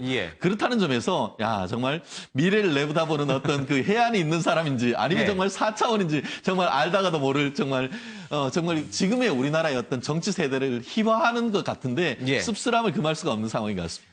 조 변호사님, 저 허경영 총재에 대해서는 어떻게 생각하세요? 저는 그냥 만나보고 싶은데요. 공중부양을 한번 배워보고 싶습니다. 공중부양을 한번 배워보고 롤스로이스 손 안 대고 운전하는 거는 그렇죠. 그런 것도 보고 싶은데 어쨌든 뭐 국민들이 허경영 그 총재 관련돼서 관심을 갖는다는 거는 대한민국 자체가 너무 말이 안 되고 돌아가고 있으니까 그런 부분에 차라리 어차피 말도 안 되는 거 믿어라도 보자라는 이런 마음이 있는 거 아닌가 싶습니다. 사실 지난 제가 듣기로는 3월 1일 날 그 부산에서 아마 허경영 씨가 아마 대선 출마에 관련된 아마 공식적인 집회를 했던 모양이에요. 상당히 많은 사람들이 왔대요. 그리고 박수치고 즐거운 분위기였다고 합니다. 근데 지금 앞서 뭐 우리 앵커께서 말씀하셨지만 허경영 씨가 내놓았던 여러 가지 황당한 공약들이 지금 사실 뭐 좀 과시화된 측면이 있지 않습니까? 예. 그런 측면에서 본다고 한다면 아마 일반 국민들이 허경영도 읽어내는 그런 민심의 흐름 그리고 좀 앞서가는 그런 복지 예. 공약 이런 부분들을 못 하고 있는 정치권에 대해서 보내는 일종의 그 뭐랄까요? 이 좀 우회적인 그 비판의 목소리 뭐 이 정도로 우리가 받아들이면 될 것 같습니다. 기성 정치권에 실망하니까 이제 저런 분에 대해서 더 주목하는 건데, 근데 저분이 내세운 공약이 뭐 특별한 공약 아니에요. 저도 할 수 있는 공약이에요. 저분의 공약이 맞아 떨어졌다 이렇게 또 너무 또 치켜세울 필요는 없는 것 같습니다.